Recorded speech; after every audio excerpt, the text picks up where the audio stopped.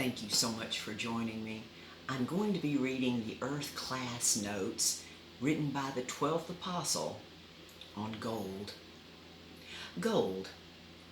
As mortal time nears its end forever, our temporal opportunity for us to purchase something more precious and valued than gold, tried in the fires of testing, where all the impurities are burned out, even though gold is God's favorite physical substance, for this is basically what God's great golden pyramid starship called the third heaven is made of.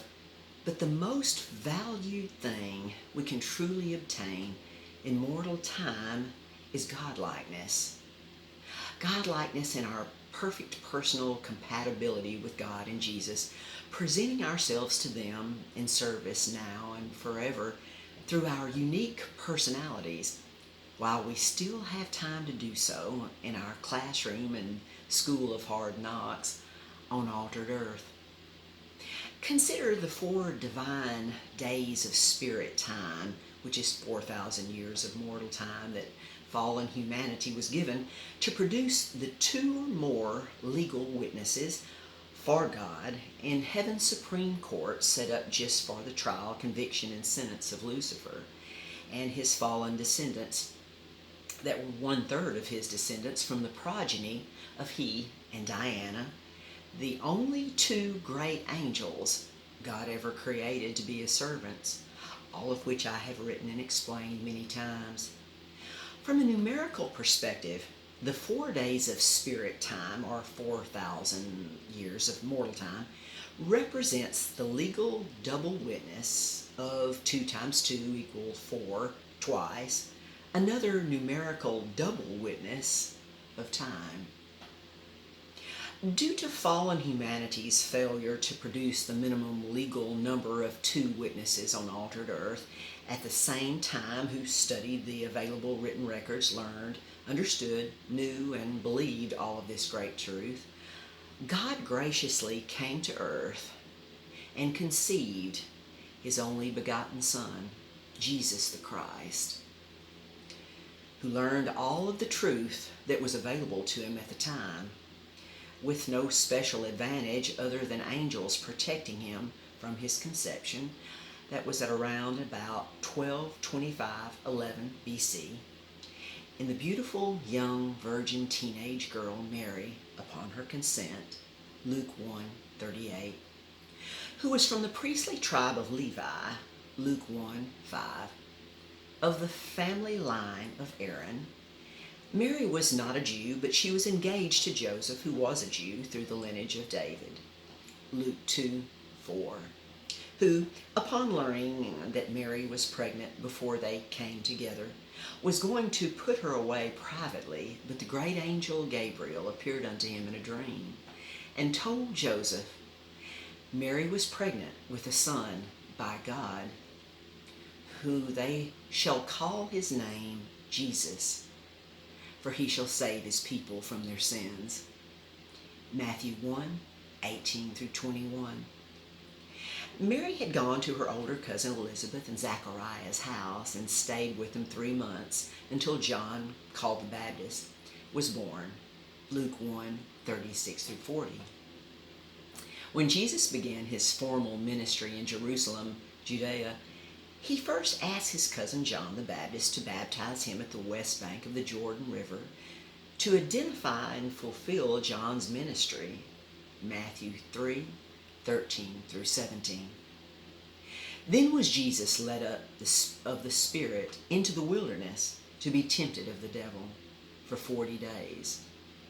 Matthew 4:1-2, Mark 1:12-13, and Luke 4:1-2. I should add here that those 40 days were probably sped up from mortal time, as all that Jesus experienced was dealing with total spirit phenomena. To what extent I don't know, but Dr. Luke writes that something extraordinary did occur in the same chapter of his gospel record. And he, Jesus, came to Nazareth, where he had been brought up. And as his custom was, he went into the synagogue on the Sabbath day and stood up to read. And there was delivered unto him the book of the prophet Isaiah. And when he had opened the book, he found the place where it was written, The Spirit of the Lord is upon me, because he hath anointed me to preach the gospel to the poor.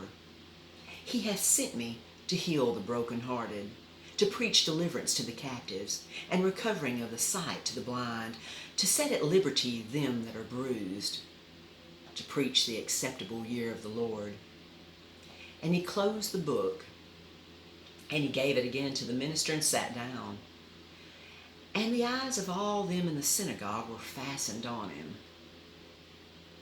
And he began to say unto them, Ye will surely say unto me this proverb, Physician, heal thyself. Whatsoever we have heard done in Capernaum, do also here in thy country. And he said, Verily I say unto you, no prophet is accepted in his own country.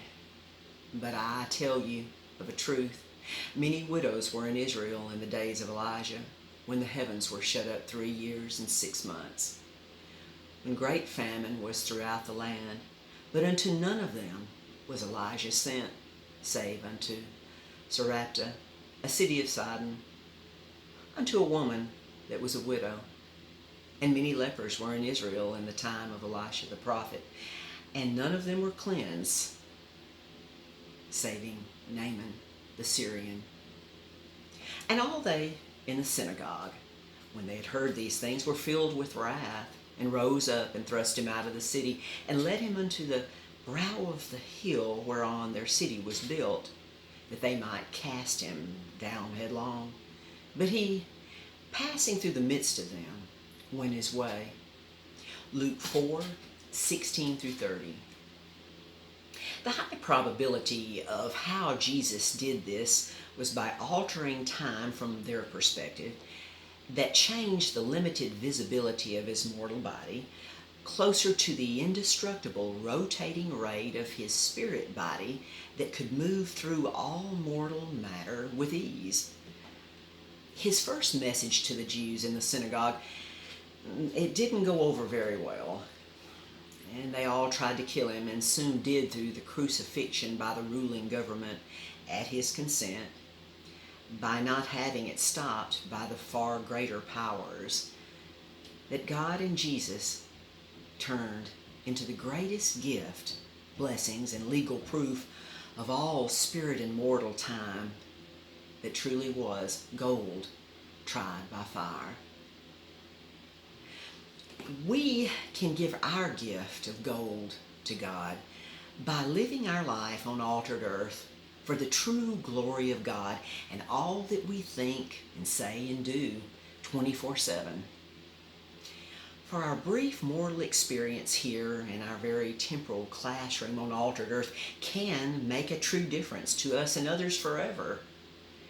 For if we think that we can and will learn all the truth necessary on the other side of reality in heaven, what would be the sovereign incentive to learn it here and now?